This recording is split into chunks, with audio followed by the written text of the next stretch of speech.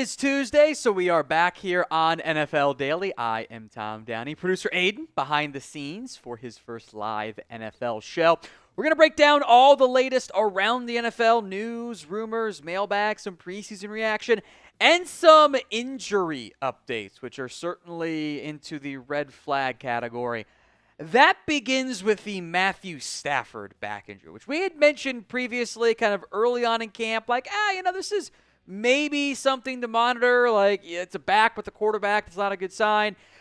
Before the preseason game against the Cowboys, the plan was like, okay, he's going to miss joint practice, but he should be back on Monday. Monday has come and gone. He was not back because of the back. Tuesday has come and gone. He was not out there either. It's August 12th and he hasn't practiced yet. Like, that's kind of a red flag, right? So what is your concern level over the Matthew Stafford back injury? We'll go in depth on this. He's doing some holistic chamber work, which just increases the red flag concern. It's epidural for the pain already. It's not good. What is your concern level over Matthew Stafford's injury? I see 6 from Marcos Man Vikings, 5 from Paul D. Amos as well. Let me know what your concern level is over the Matthew Stafford injury. I'm not out of 10 yet. I think probably 6 and 5, which is what Chris Romero has too. He's got 6. Is probably fair, but it might increase by 1 each week. Because that kind of puts you actually in line with week 1 being available.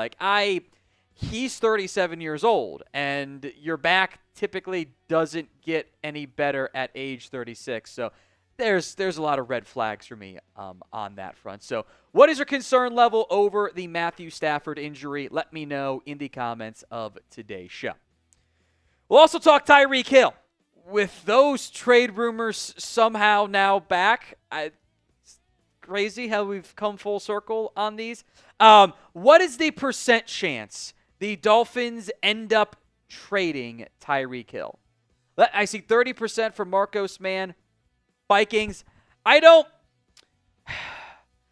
still think the answer is low, but it's not 0. There's been enough smoke around this. Is there a fire, or is someone out back with a cigar?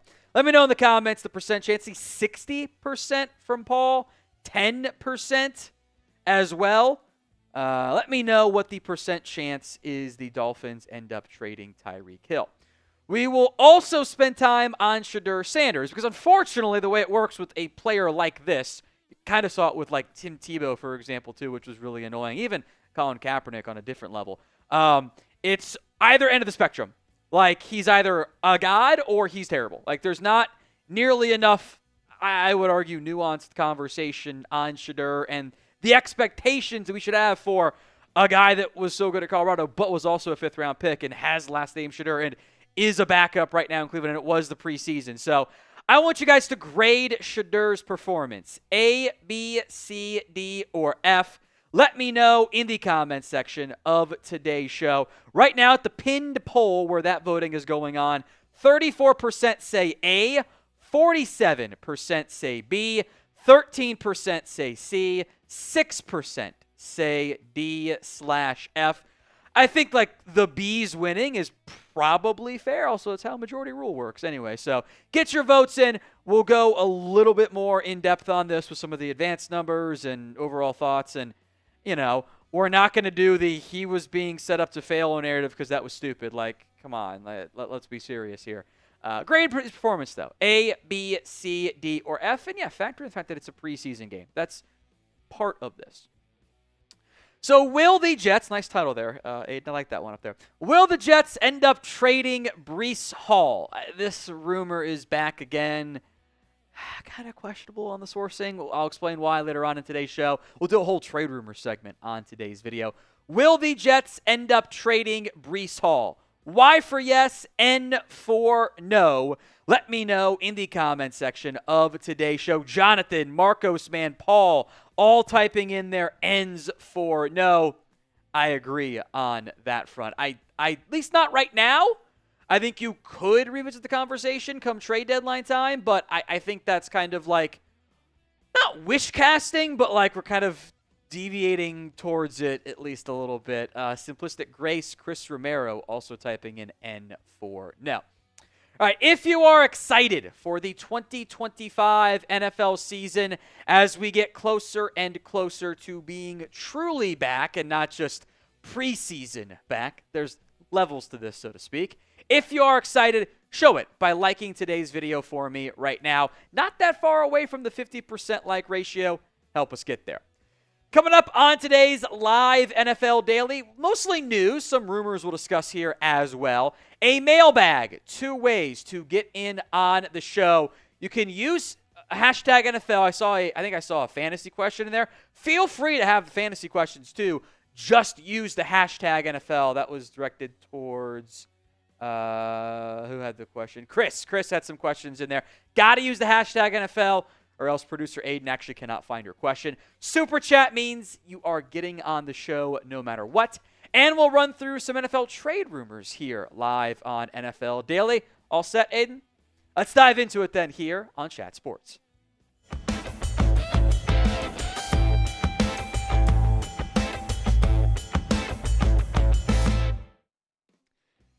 We'll let Aiden reset himself there. You didn't set yourself up for success on that one. It's okay. We'll get to it here in a second. Let's go ahead and take your time, get to the list 4 logos so we can get the right thing up here. We're going to break down the latest around the NFL on today's video. We'll discuss a variety of things. So I'll go ahead and push it across and we'll do the old reset for you. Coming up on today's show, we'll discuss the Matthew Stafford injury. We will have some Shedeur Sanders conversation with the latest on James Cook as well. And wrapping up, we'll hit even more injury stuff, which I think is at least a slight concern at this time, the Jordan Love injury. All right, before we get into all of that, I want you guys to shout out your favorite NFL team in the comments of today's show. I haven't done this in a while. It's always a good one to check in with who is the biggest fan bases out there. So let me know in the comment section of today's show. Shout out your favorite team with who has been most impressive so far, or I should say who is your favorite team in the NFL. Let's go to Matthew Stafford. And this one does raise concerns for me. The back injury is an issue, very clearly. Originally, the reporting was he was supposed to practice on Monday. Threw 68 passes on Saturday, but then, he actually didn't feel good enough to throw on Monday, which that's not good. You finally had like a day's workload and you don't feel good enough to practice the next day. By the way, didn't practice on Tuesday either. Sean McVay discussing this with reporters asked, has surgery come up? Good question to ask. He said no, it hasn't come up as an option. I will also say this, I don't think Sean McVay would have admitted if surgery had come up as an option. That's not a good thing to ever be discussing, and you don't want that to get out even if it has been discussed until after it essentially is decided there. Of note, Stafford on Tuesday was not out there with the quarterback, so we went from he's going to be back on Monday to, well, he's actually out still. And I kind of worry there was some type of setback. That's what I'm worried about here. Here was the exact quote from Sean McVay to reporters. Also, what ended up happening, had a great workout, felt good, but then came in today. It doesn't feel great. Didn't think that was the right decision to be able to push him. We always talk about being flexible, being fluid with some of the plans. I think more than anything, I feel for a guy that I really care about that wants to be out there more than anything else, but we're going to be smart. He didn't feel good enough, and we didn't think it was the right thing to do based on how he woke up feeling today. Again, this quote was on Monday. Also did not practice on Tuesday. This has to be a concern for the Rams and the fans and McVay himself. You have a 37-year-old quarterback who objectively has a bad back now. That worries you. When you get, especially in football, but at any age, hey, your back normally doesn't get better. That might not be better as we move forward. So, yeah, I am worried about the Matthew Stafford injury. So, what's your concern level over Stafford's injury? 1 to 10 is your scale. Let me know at the pinned comments of today's video. What is your concern level over the Matthew Stafford injury? 1, obviously, on the low end. 10 is the highest end. I'm at a 5 or a 6, but let me know in the comments section of today's show.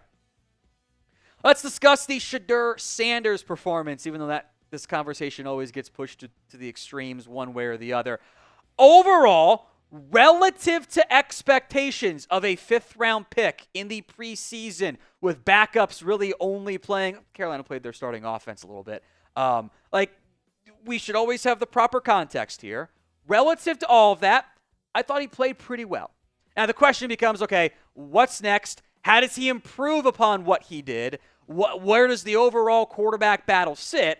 There were good things Shedeur Sanders did. There's room for improvement as well. I don't think any one individual preseason game actually defines a player. I think that's a little silly when we try to do that. But overall, in the work he got in the preseason, some positives. 61%. I think I'd like that number to be a little bit higher. There's a reason why that number was a little bit lower in the end. The passing yards were good. The average was solid. He showcased some good mobility as well. Held onto the football. Made some nice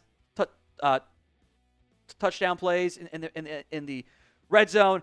Overall, there was clearly a lot to like about Shedeur Sanders' debut for the Browns. And in many ways, both good and the bad we'll get to, it was a lot of the same stuff we saw at Colorado and why there were people who liked him coming out. He was generally pretty darn accurate. There were some misses, a couple moments under pressure he missed, but he mostly handled pressure well. He saw a lot of that at Colorado. Some of it, as we'll get into, is self-inflicted. That is worth mentioning as well. We'll get to that. But I think stuff like under pressure, the blitz, if you're good in those areas, that normally indicates you have a chance to make it as an NFL QB. And there clearly is talent for Shedeur Sanders. 50% under pressure, 8.3 yards per attempt. 4 of 8, 66 yards under pressure. Relative to most quarterbacks, that was actually very good. And he was also really good against the blitz.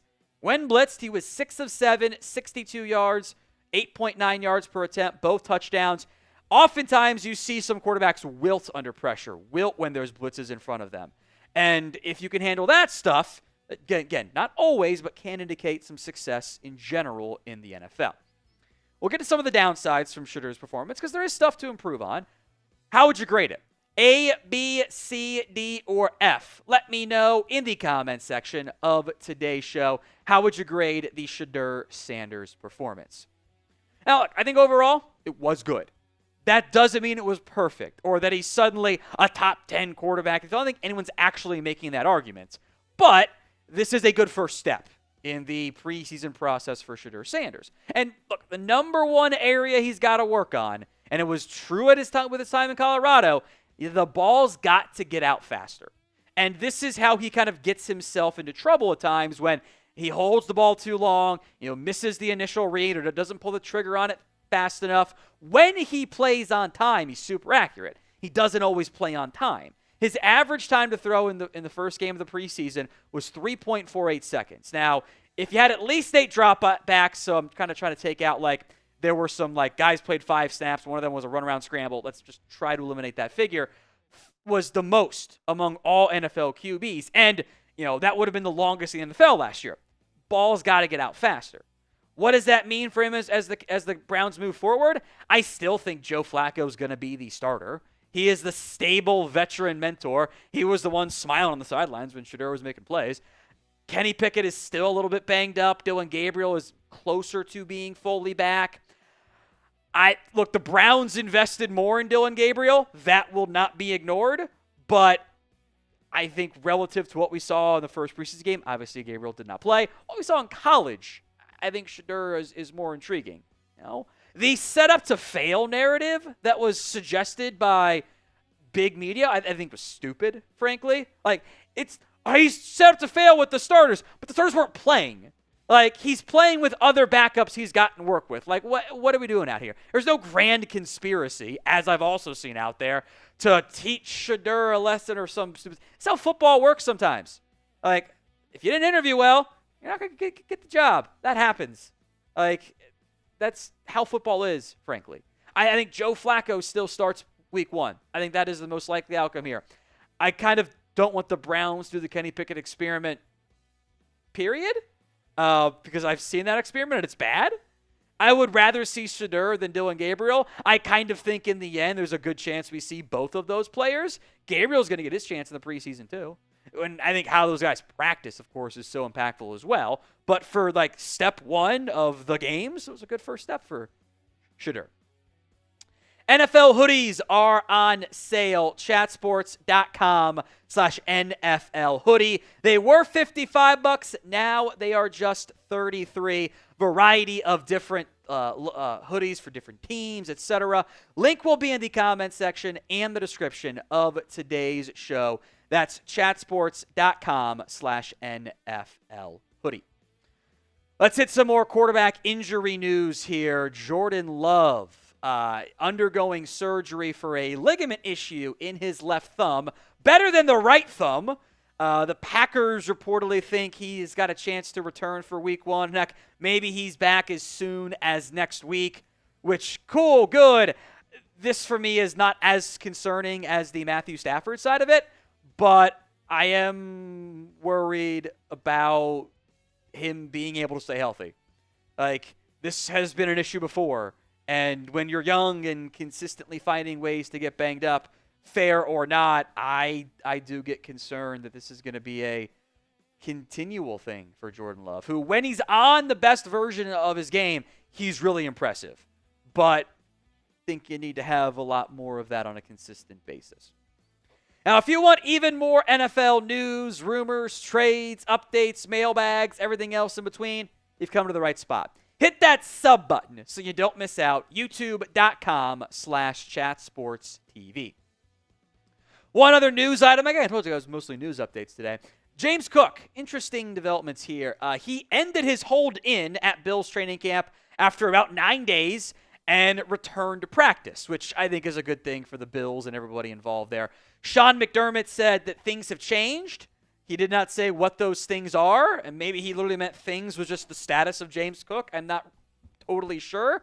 I am curious what the eventual conclusion is for this saga here. Kyron Williams kind of maybe set a baseline for the James Cook contract at $11 million, but I also know he was kind of angling for the $15, $14 million price tag, which I like James Cook a lot. I question if he is actually worth that figure. Can you get more into that $12 million range? Is that reasonable for both sides? And given the running back issues, of getting paid, period, and their shelf lives, maybe you would actually, if you're James Cook, be okay, going down that path. So we'll see how it plays out in the backfield and the contract side, but I think the two sides can make it work in the end for Cook. It's mailbag time here on NFL Daily. 2 ways to get in on the show. Number 1 is to use hashtag NFL. That is simple, easy, free. Gets you in the queue for producer Aiden to find your question and bring it up on screen. The other option is to super chat, which guarantees you get on any amount. We'll get your super chat on screen. So any questions, just general comments, takes you have on the NFL, that's fine as well. Get your questions in, comments in via hashtag NFL or skip the line altogether via Super Chat. Only saw a couple hashtag NFL in there, so now is a great time to get those questions in. Before we dive into today's mailbag, do you actually enjoy the NFL preseason, or do you tolerate it? I like it because I'm a football sicko, and sometimes in a bad way, if you agree with my wife. Do you enjoy the NFL preseason? Y for yes, N for no. I'm Chua. What teams do you think are going to win all the divisions? I'm going to go Bills in the AFC East, Chiefs in the AFC West, Ravens in the AFC North. This is regular season after all. AFC South, I don't love it, but give me Houston. Not confident on that one. I'll go the Eagles actually keep the NFC, or actually end the NFC East streak. NFC West, I'm going to go 49ers. I would have gone Rams, but the Matthew Stafford injury does have me concerned there. And then I'll go NFC North is tough. If you promise me Jordan Love is healthy, I'll go that one, but I don't go any way on the NFC North.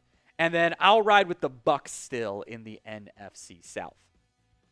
From Marcos Man Vikings says Chiefs tight end Travis Kelce is on the NFL top 1 player. Says he comes in at 37 on the list. Okay. In general, I don't really care about the NFL top 100 list. If you're asking players to vote on the top 20 players, they don't actually watch all the games because that's not their job to. Like, they'll watch the teams they play, but if you're not crossing over, the Bears players are not going to watch the Seahawks or the Broncos play. Like, it's just not going to happen. So, and you're doing a top 20 list for top 100. I think it's a bad process, and I don't think it's actually a good indication of who's good, who's not good. From Sean, Rashad White to the Cowboys, who says no. I'd lean still Tampa. I think they like Sean Tucker, but it's a little bit thin behind those guys, and I think Rashad White's actually banged up anyway right now, so maybe wouldn't read too far into that one. I think the Cowboys are probably a little bit higher on their backfield than maybe they should be, but I think that they probably aren't as invested in going out and getting somebody. I think there's a good chance the Bucs keep White as a rotation backup and just let him leave in free agency. So predictions. How many more trades end up happening before roster cuts? Let me know at the pinned comments of today's show how many more trades end up happening. Christian, Sanders is a bust. This is about Shedeur. I'm telling you this now. Dude played good against backups. He ain't playing that against a good defense like the Eagles, Steelers, Broncos. Dude made 4 good throws. That's it. I would say in general, we don't have to make sweeping proclamations either way after a preseason game. If you didn't like Shedeur going in, it's fine. You shouldn't have seen enough to change your mind. If you like Shedeur going in, you shouldn't have seen enough to change your mind. He's also playing, it's backups with backups. Like, we can't make verifiable sweeping answers on this guy is going to be a superstar based on a preseason game. I've seen good players have bad preseason games. I've seen bad players have good preseason games. Like, I think to write off anybody after one preseason game is mostly just unfair. From Peak Gameplay User, who's looking like he's got a Madden screenshot of the Super Bowl there. There's a team full of Tyreek Hill versus a team full of Travis Kelce. The correct answer here is whoever can actually throw the ball the best. Because if you can't throw it at all, you're going to be in trouble. I lean towards the speed, but tackling is going to be an issue. So that's kind of a fun, silly one. NFL sideline hats are out now. Get yours today at chatsports.com/NFL hats. Variety of different styles. They got the trucker hat style, rounded, flat brim, snapbacks, different colors for all the different teams, new era hats as well. These are the hats you'll see players wearing on the sideline as well. Link will be in the comments section and the description of today's show. That's chatsports.com/NFL hats. Marcos Man Vikings 18. What are your thoughts about Madden NFL on the Nintendo Switch 2? Well, I don't have the Nintendo Switch 2, so I frankly have no thoughts. If they can make it work, great. I wish Madden in general was just a better product. Skyler, Minnesota should trade for John Mechie. I do think in general, a player like Mechie is available in the trade market. Houston's got, obviously, Tank Dell's banged up, but they traded for Christian Kirk. They drafted 2 guys in the top 90 picks, I think, 95 picks, whatever it was, for Jalen Noel. Mechie's in a tough spot to actually make the roster because, Justin Watts can do special team stuff. For Minnesota's side, I could see them exploring a veteran option at the wide receiver spot, but because Addison's going to miss 3 games, obviously, due to suspension. But Jalen Naylor is there. The Rondale Moore injury, who is out for the year now officially, that might be the reason Minnesota goes, okay, actually we probably do need one more guy because the guy we thought was going to help contribute along with Naylor and Ty Felton that they took in the 3rd round now isn't available. So I don't mind that idea, but you're probably looking at like a late-round pick swap or a late-round pick in general. From Bruce Wayne, who I think we should make him super chat from now on to get on the show. Kidding, obviously. Just can the Browns find a trade partner for Kenny Pickett? Part of me wonders if they would like to do that, or if they actually like Pickett for some reason. If I were Cleveland, you have the reliable veteran in place already with Joe Flacco. You have the intriguing youngsters in Dillon Gabriel and Shedeur Sanders. So what do I really need Kenny Pickett for? I don't think that there's anything better upside-wise with Pickett than what there is with Dillon Gabriel. So I would say if they could, yeah. I don't know if there's any interest there. And I'm sorry to be mean, I just don't think Kenny Pickett's any good. So apologies for the Kenny Pickett family watching, but name a player who you think ends up getting traded. Any player, any team, realistic, not Patrick Mahomes. Let me know in the comments section of today's show. Amir, the Lions fan, you think Detroit will add a pass rusher before the season? I would not be surprised. We'll see what the injury status is for Josh Pascal, but why not just bring back Zadarius Smith? Doesn't that make a lot of sense for all the different parties involved? He was pretty solid with the Lions last year. He's available. He probably doesn't want to do training camp stuff when you're 32 years old. Sign him in a week and get him going for week one. I think that makes a lot of sense for all those parties. I think Detroit should be in the let's just bring in a mercenary pass rusher stage. That's an upgrade over Al-Quadin Muhammad. Christopher C., who is the likely successor to Aaron Rodgers in Pittsburgh? Is it Rudolph? Is it Howard? Is it a first-round pick or a free agent? It's a great question. The answer, in a way, could be several of those guys get a chance. If the season goes the way it's supposed to in Pittsburgh, you're going to be another above 500 team, playoff team, get in. We'll see if they win a game, whatever. And in that scenario, you're probably not going to be drafting high enough to get a quarterback unless you want to gamble on the Kenny Pickett range again, which we'll see if Pittsburgh learned their lesson. So what you could do as one potential pathway is let's let Will Howard and Mason Rudolph and maybe a veteran free agent too compete for the starting job for a year. And if they're good, sweet, then we're happy. If they're not good, okay, we probably actually finish below 500 for the first time under Mike Tomlin, and we have a top 10 pick, and we get to draft a new QB that way in a class that could be good with Arch Manning and DJ Lagway, et cetera, and whoever doesn't go pro and other eligible guys. So they could kind of do all of those things and not, maybe not overcommit to one particular path right now. Plus, they get extra third next year, but I think picks are kind of an issue there. For more, trade ideas, rumors, news, and everything else here on the channel, hit that sub button right now. Is this your burner account, Chris? Junior is Chris, our Bama host here. Junior Strata says Ty Simpson drafted in 2027. Can we let him play a full game first? He hasn't done that yet.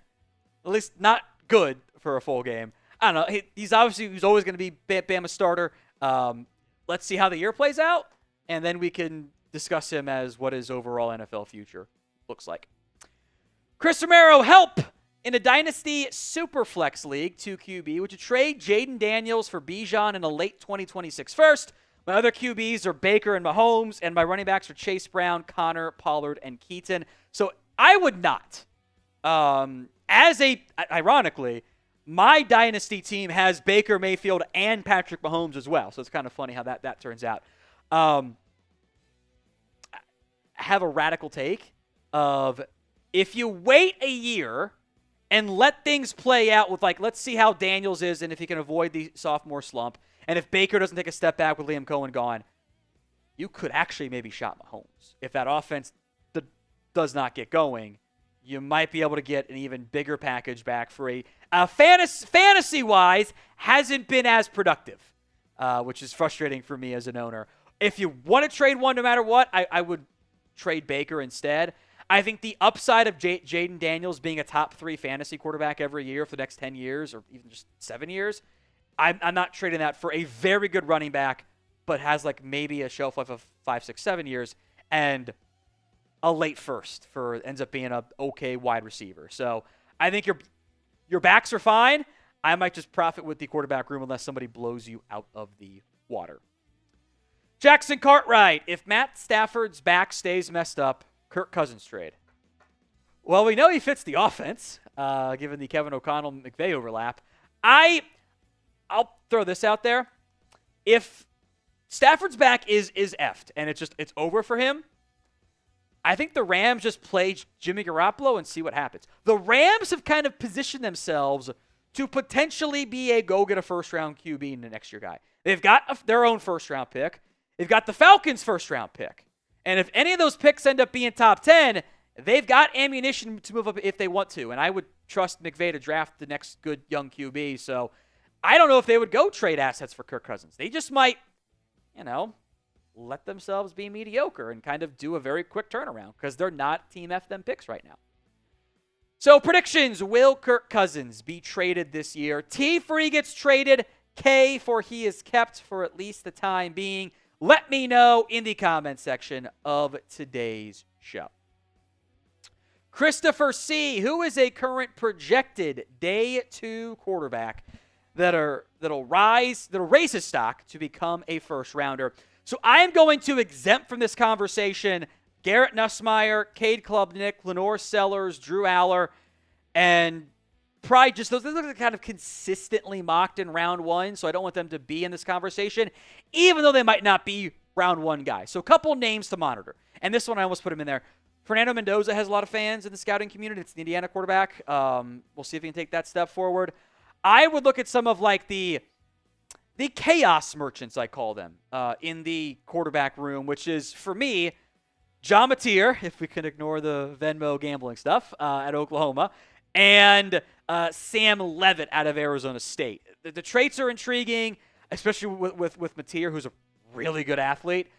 They're also kind of just like, they run around a lot and see what happens, and that kind of annoys me because you have to be able to win from within the pocket in the NFL to make it work. So I think, but those guys could take big-time steps forward.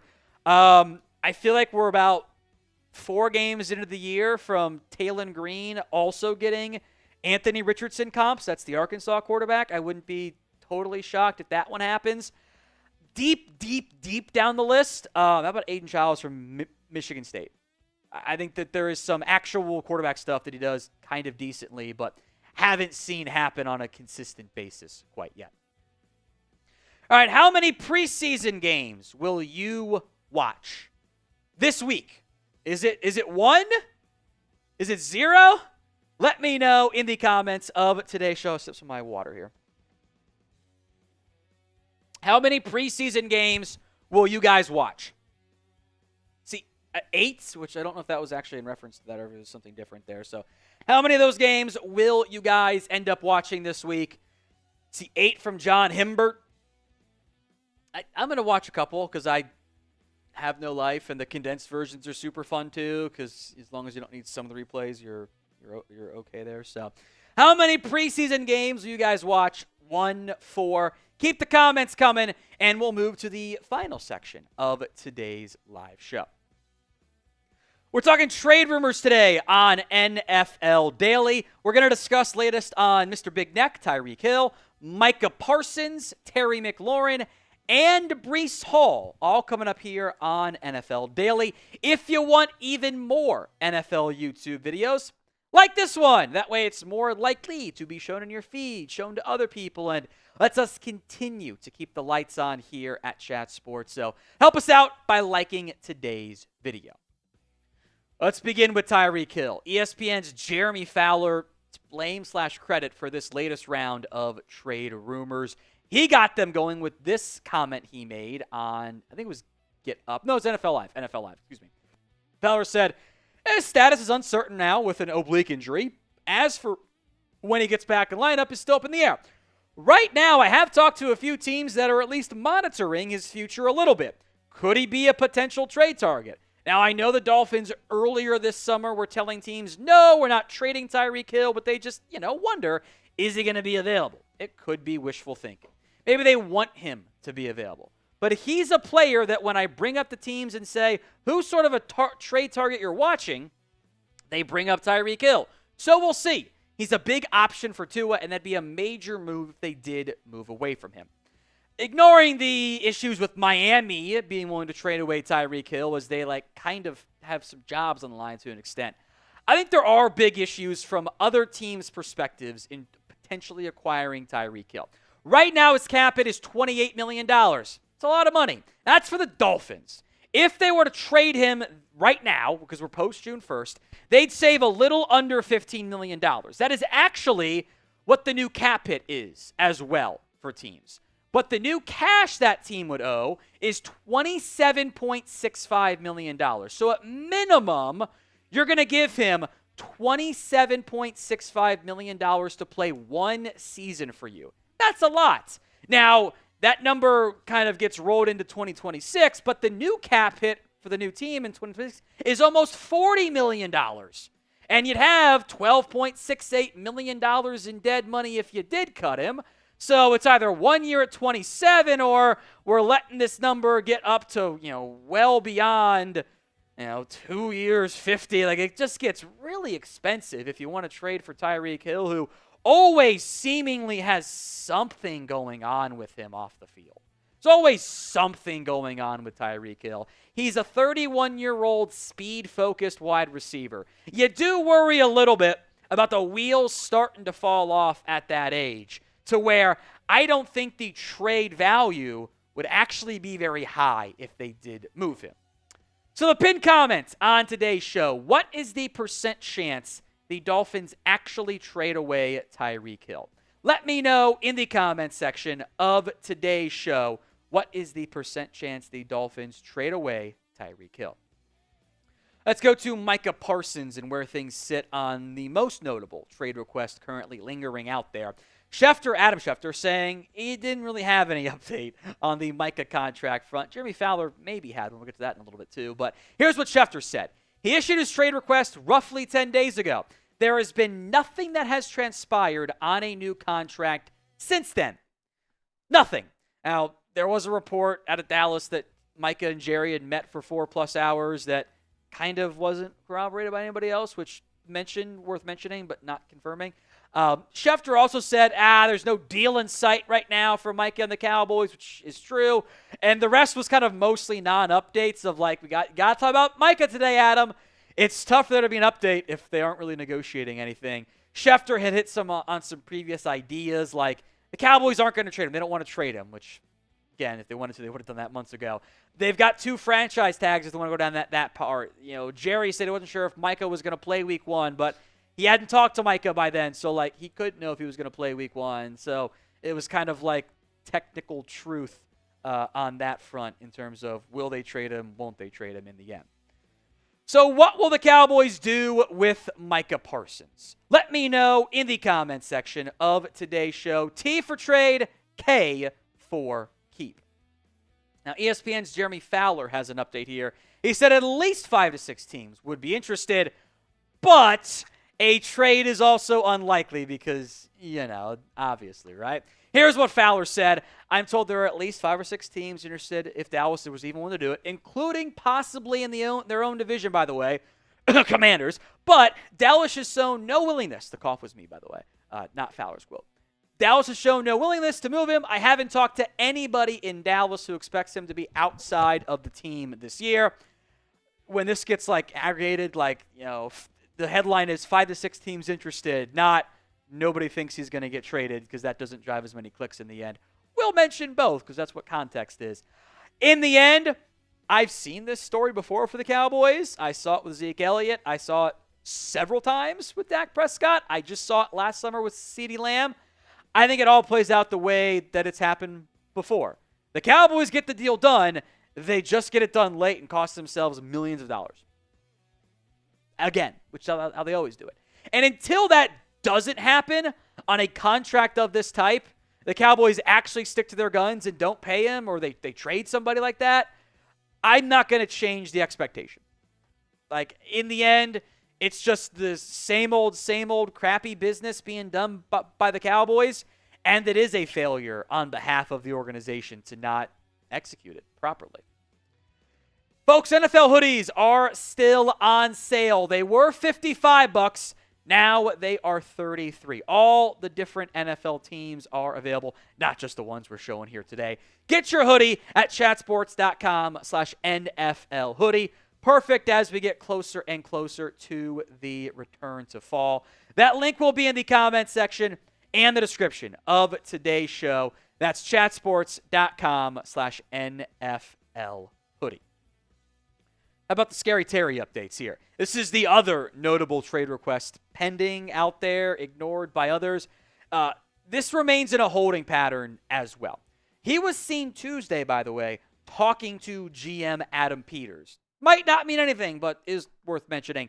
Reportedly, there's a pretty massive gap here between what McLaurin is asking for and what the Commanders are offering and willing to meet, even though the GM said, we do whatever it takes, which clearly is not true. It's whatever it takes within the right price point, right? Here's what Jeremy Fowler reported. He has wanted metrics of the DK Metcalf contract, which is $32 million. I'm told the Commanders have only been slightly above where he was from before, which is $23 million. So take that gap, that's $7 to $8 million that they have to bridge. And Washington, I'm told, has gotten some calls about McLaurin. There's interest league-wide here. Despite that, I don't see a trade happening. If you're the Commanders and you've kind of built actually kind of an older-ish roster with a cheap young quarterback, you can't trade away the number one receiver for your team. Like, that's horrible business. That's horrible team building. Deebo Samuel trade was fun. A receiving core of Noah Brown if he's healthy, Deebo Samuel, and Luke McCaffrey, Jalen Lane, KJ Osborne, or Mike Alpine. What are we doing out here? That doesn't work. I don't think a trade happens. The question is, when/if do they find middle ground? Does McLaurin say, you know what, F you, I'm just going to let this one ride out and we'll go from there? I don't know. We'll see. This one's going to be a tricky one as we wait this and let this one play out. So pick a side. Whose side are you on? A little bit more to come on this one. C for the Commanders, M for Terry McLaurin. Are you in favor of what the Commanders are offering? Does McLaurin deserve more? Let me know in the comments of today's show. C for the Commanders, M for Scary Terry. Let's dive into the latest on, or I should say, the contract side of this. I get why McLaurin wants DK Metcalf money.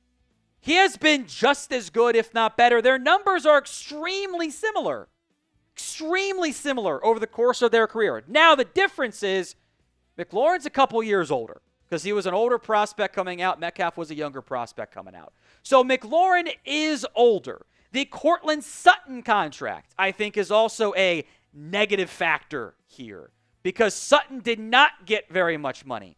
Metcalf got $33 million. I get why he wants that. He wants maybe a little bit less than that. But, McLaurin's your one. And there are twos like T. Higgins getting paid. Now, he's younger, but twos getting paid $28 million. If the offer actually is around 25, I get why McLaurin goes, yeah, that's what Sutton got, but I'm better. I put up Metcalf numbers. You should pay me like Metcalf. Can you meet somewhere around 28?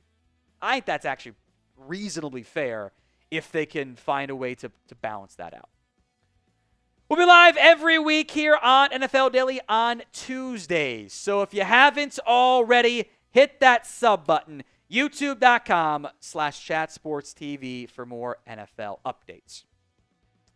The latest rumor is on Breece Hall. Those are back. They were very popular around draft time of if the Jets draft somebody. They do come from Tony Pauline, who I want to mention this, and apologies if it upsets anybody, but the reality is of Tony Pauline's track record is it's kind of more murky at best. He's got some hits. He was right on the Christian Wilkins foot injury stuff, but he also said Hendrickson would be traded, and the Patriots were going to take J.J. McCarthy, and the Raiders are going OT in round one. Called Matthew Golden to lock. There's some red flags there. But here's what he wrote on Breece Hall. People close to the situation speculate the Jets could move Hall by the trade deadline, then move forward with Braylon Allen as well as Isaiah Davis and draft him back in 2026. Allen surprised everyone last season and played beyond expectations. In the end, this falls into the plausible category. I could see that happening. Sure, that could happen. He also said it's speculation. Who are people close to the situation that would speculate on that? If it's not Jets front office sources, who cares? And if it is Jets front office sources, why are they talking about that? I think that's more maybe other teams that follow the Jets. That's how a lot of information gets trafficked anyway. I got more thoughts on this, but will the Jets end up trading Breece Hall? Y for yes, N for no. Get those predictions in the comment section of today's show. Y for yes, N for no. Will the Jets end up trading away Breece Hall? Here are the stats from Hall over the past 3 seasons. Overall, pretty solid. The Jets' 2023 disaster was they tried real hard to get him to 1,000 yards and did their math wrong and did not do it quite right, and he ended up not getting there. The Jets overall as an offense had some issues last season. They didn't have a lot of success. But I do think it's worth mentioning that Breece Hall averaged 4.2 yards per carry. That's down. It's dropped each of the past 2 seasons. But it's over a half yard more than what Braylon Allen averaged. And I get that there's some love for Braylon Allen, but he wasn't that good last year, right? Like, he had a couple good runs. He ran hard, but the O-line was bad. But 3.6 yards per carry is not impressive. And I know it's only one stat, but like this idea that Allen was so good he's going to stay on the field wasn't the case last year. And Isaiah Davis actually did show a little bit of promising stuff. There were some, I think there were 2 long runs kind of juicing those numbers. Like the median carry wasn't nearly as good, but I kind of reject this idea that Braylon Allen was so incredible the Jets have to give him more playing time. They're going to run the ball a lot. Now, if they're bad come trade deadline time, then yeah, selling Allen could very well make sense. So grade the Shedeur Sanders performance from week 1 of the NFL preseason before we sign off here. A, B, C, D, or F. 31% say A, 53% say B. So that's like kind of a B plus grade, I feel like, in the end. Like the average is there. 11% say C, and 5% say D or F. Grade that performance for me in the comment section of today's show. And if you want to stay in the loop on all things NFL, you've come to the right spot. Hit that sub button, youtube.com/chatsportstv. Videos all week long. Back live again on Tuesday.